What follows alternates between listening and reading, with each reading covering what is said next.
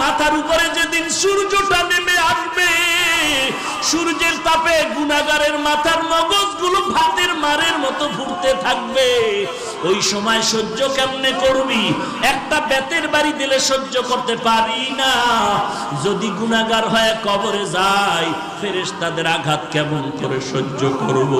চিন্তা ভাবনা করে দেখলাম দুনিয়ার সম্মান টাকা পয়সা কিছুই না। আজকে টুপির কারণে, দাড়ির কারণে না খাইয়ে আমরা কেউ মরি নাই, বরং আল্লাহ রাজকীয় হালে সম্মান দান করেছেন। ঠিক কিনা বলো? হাজী ইমদাদুল্লাহ মুহাজির মক্কি রহমাতুল্লাহ আলাইহি যত কিতাব খুলে দেখে কোনো লেখা নাই, সব সাদা সাদা সাদা। আবার সামনে কিতাব খুলে সাদা, কোনো লেখা নাই।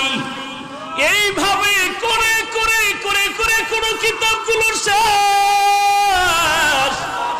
শেষ পর্যন্ত